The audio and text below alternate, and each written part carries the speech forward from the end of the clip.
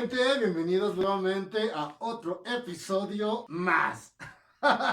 La historia de la historieta es controvertida, dado que existe una fuerte discusión sobre sus inicios. En función de sí, se usa una definición más o menos restrictiva. Algunas pinturas, murales egipcias como la tumba de Mena, catalogada como TT69 en la necrópolis tebana, entre 1422 y 1411 a.C., ciertas pinturas griegas y algunos relieves romanos como la famosa columna de Trajano, incluso algunas pinturas rupestres o los códices mayas podrían ajustarse a la definición de cómic, dibujos o figuras representando actividades o acciones. Algunas de ellas incluso tienen escenas separadas que siguen una secuencia en el tiempo. La necesidad de comunicación, más allá de la comunicación oral directa, fomenta la aparición de varios sistemas más o menos estandarizados, pictogramas, que en algunos casos acabarían evolucionando en forma de escritura. En Mesopotamia ya hacía en 1800,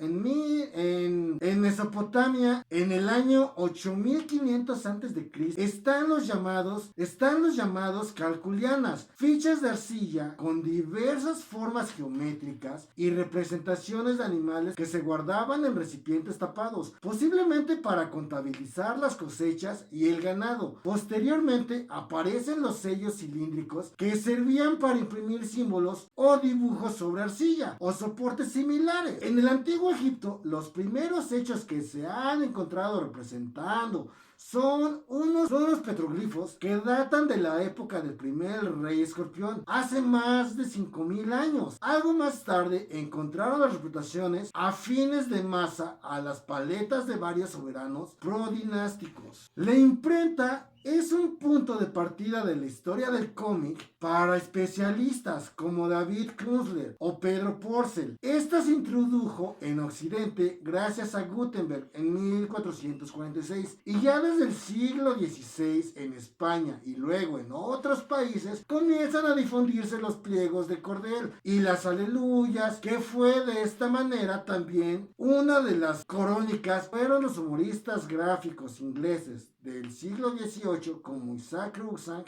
los que desarrollaron el globo de diálogo en sus caricaturas para satirizar a sus gobernantes. Probablemente el primer libro de historietas sea Leonardo Umblandi de 1783 de Joseph Franz. La reproducción masiva del dibujo tampoco fue posible hasta 1789, en que se invirtió la litografía, ya que esta permitió la impresión directa sobre la página sin ningún proceso, gracias a planchas resistentes a múltiples prensados.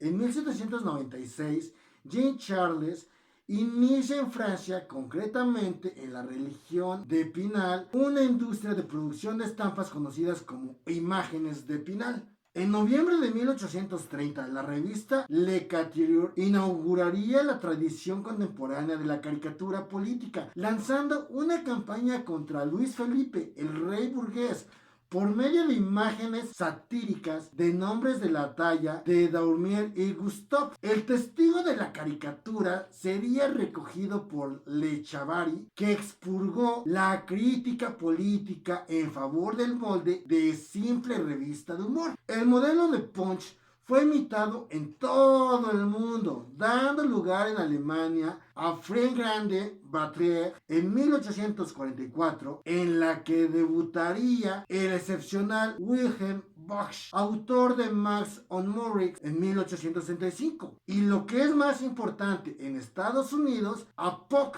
en 1870. Surgen también series como personajes fijos como Alice Looper, creado en 1867 para la revista británica Judy Family, creada por Christoph para Le Petit Francais, y Little Bears and Tigers de los estadounidenses James Swinnerton en 1892. En los álbumes del siglo XX, al principio del centro de la producción e innovación del campo de la historieta fue Estados Unidos, ya que los principales editores del país, Hershey Pulse Fisher, la usaron para atraer a todo tipo de público, niños, adultos, incluyendo a los inmigrantes que no sabían inglés. Llegaron hasta la lucha en los tribunales por su posesión y los tribunales sentenciaron en 1913 que un autor debería renombrar su serie si se pasaba con ella a otro periódico. Los ejemplos más famosos son Mutt and Jeff en 1908 de Bud Fisher, Polly and Her Pals de 1912 de Shift y Steady Reading of Father en 1913, de Matt Manus, Trimble Theater en 1919, en la que Shegar crearía a Popeye y a Gasoline Alley en 1919, de Frank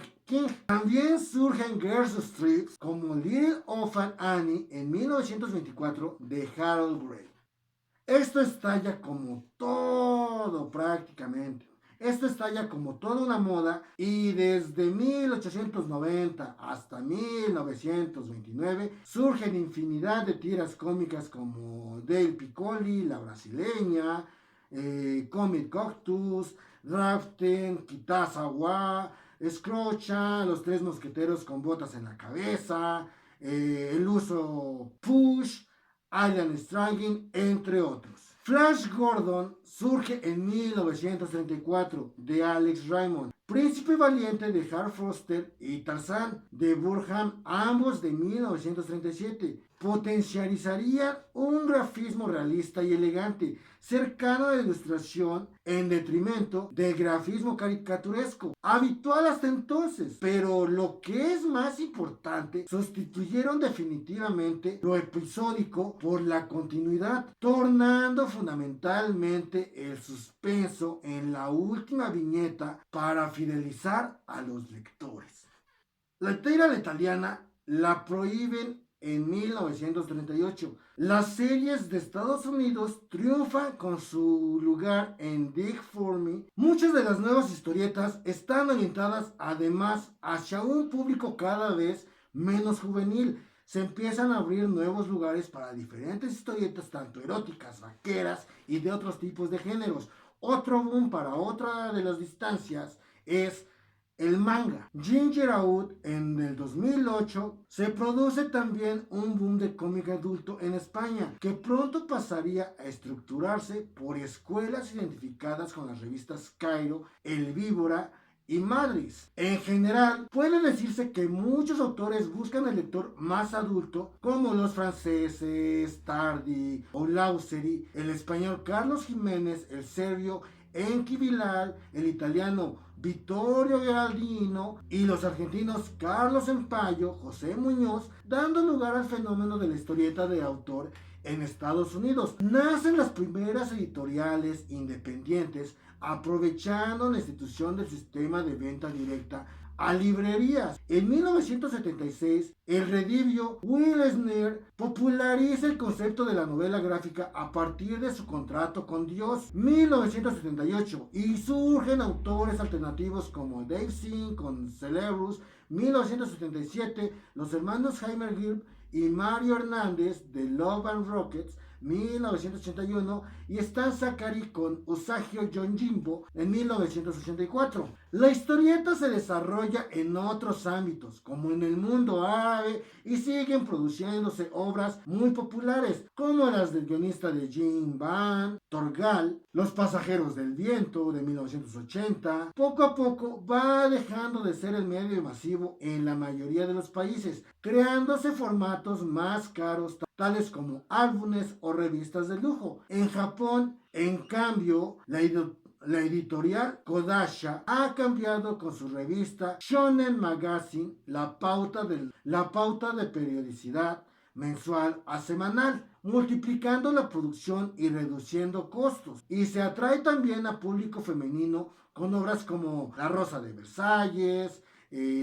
Ryoko Ikeda, Candy Candy, Kyoko Musuki. En 1988, gracias al éxito de las versiones en dibujos animados de Akira en 1982, Katshiro Otomo y Dragon Ball de Akira Toriyama, la historieta japonesa empezó a difundirse internacionalmente. Al día de hoy, el manga se ha considerado una sociedad occidental, llegando a ser imitado por autores estadounidenses y europeos y dando lugar a movimientos como el Amerimanga o la Nouvelle Manga. Historietas japonesas como Hirota no Shuji, como Hiro Taniguchi, ganan prestigiosos premios internacionales y lo que es más importante, la población juvenil occidental ha vuelto a interesarse masivamente por el medio.